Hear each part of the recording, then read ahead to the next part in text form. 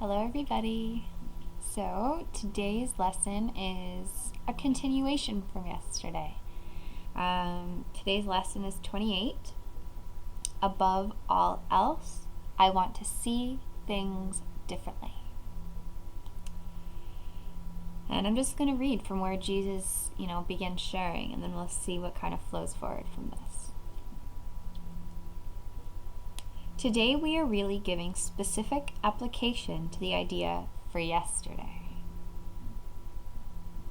In these practice periods, you will be making a series of definite commitments. The question of whether you will keep them in the future is not our concern here. If you are willing at least to make them now, you have started on the way to keeping them, and we are still at the beginning. You may wonder why it is important to say, for example, above all else, I want to see this table differently. In itself, it is not important at all. Yet what is by itself? And what does in itself mean? You see a lot of separate things about you, which really means you are not seeing at all. You either see or not.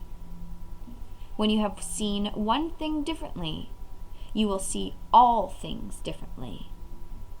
The light you will see in any one of them is the same light you will see in them all. And so I'm going to pause here right now because Jesus gave us a lot to kind of see for a moment. Because yesterday's lesson was above all else I want to see. And in today's lesson being above all else I want to see differently, we are realizing that the way in which we're seeing it right now is not true vision, but there is a vision in which we can accept in the place of what we previously saw. So in Jesus using the example of this table, he's realizing or showing us, letting us realize that we are seeing a whole bunch of separate things. A separate table, a separate chair, a separate book, a separate cup. And because we're seeing all these separate things, we are not seeing truly. Because truth is one. God is one. God is love and whole and includes everything. And this is an entire vision in which we can share. So by opening up today and saying above all else, I want to see things differently, we are making a declaration that up until this point, we have been seeing this world through the eyes of the body.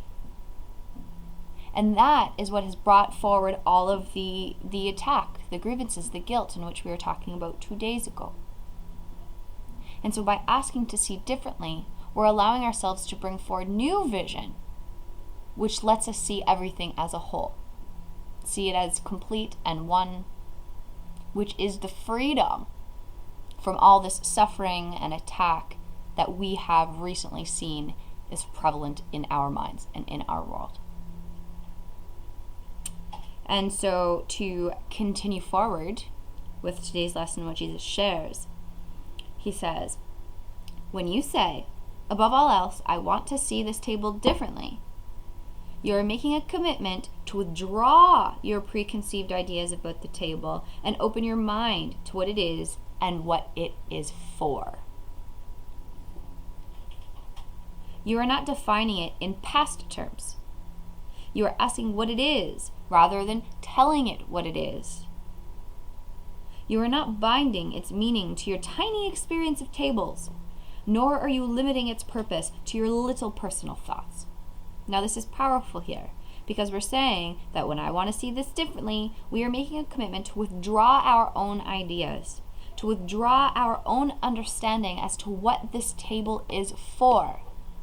Because currently, we believe this table to be for particular things that we have learned based on the past. It's to hold stuff. It's to eat at. We're not going there today. We're not going to the past, filing cabinet and pulling out a, rusty old paper. We're literally opening to the unlimitedness of the universe to remind us of the truth about what this table is for, what this table really is, and allow ourselves to see it differently. So we're no longer limiting ourselves. with our personal little thoughts. You will not question what we have already defined. And the purpose of these exercises is to ask and to receive the answer. Right? So that's the purpose of all of this, is for us to ask, well, if I'm not seeing this truly, then I'm open to seeing this differently. So let me see this differently. And what is this for? And in asking these questions and being inquisitive about it is when we will receive the answer directly within ourselves instead of it coming up through our thinking mind. This is what I think that it is. No. It's far beyond the thinking repertoire of mind.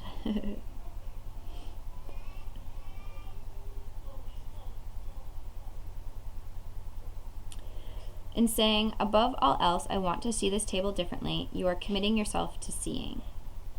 It is not an exclusive commitment. It is a commitment which applies to the table just as much to anything else, neither more nor less. Again, if we allow ourselves to see light in one thing, it applies to all things. So we are open to even using the table as a demonstration today. You could, in fact, gain vision from just that table if you could withdraw your own ideas from it and look upon it with a completely open mind. It has something to show you, something beautiful and clean and of infinite value, full of happiness and hope. Hidden under all your ideas about it is its real purpose. The purpose it shares with all of the universe.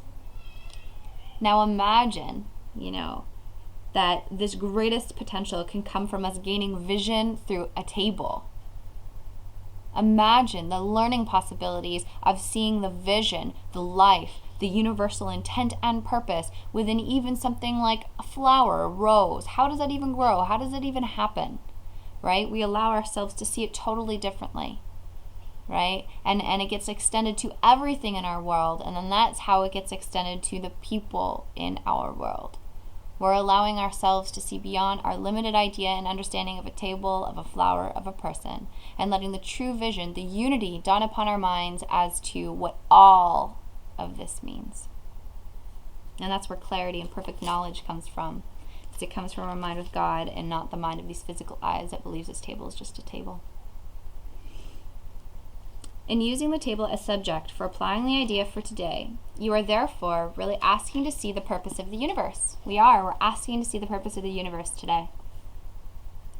You will be making the same request of each subject which you use in the practice periods. And you are making a commitment to each of them, to let their purpose be revealed to you instead of placing your own judgment upon them. That's a big one. And you are making a commitment to each of them to let their purpose be revealed to you instead of placing your own judgment upon them. It's very different when it rises from the universal mind rather than our own limited thinking mind. It's a totally different purpose and vision in place. So Jesus is saying that we're going to practice today's idea 6 times for 2 minutes each time. He says to repeat the idea slowly within the mind a little bit, and then you open your eyes and you apply it to anything the eyes rest upon. He says again, allow everything to be chosen at random. You don't have to use specific items or things for this. It can be used for everything. And he says, as usual, the application should include the name of the subject which your eyes happen to land on, and you should rest your eyes on it while saying, above all else, I want to see this mouse differently, whatever it may be. Each application should be made quite slowly and as thoughtfully as possible. There is no hurry. So let this be enjoyable today and apply the thought, above all else, I want to see this differently, and allow that this to be changed for any specific word that your eyes rest upon, any specific thing that your eyes rest upon, any specific person or item that your eyes rest upon. And let yourself have the experience that there is a new vision to be seen instead of this. And it will be shown through light, and it will be a blissful, amazing experience that I'm sure you will all share with us.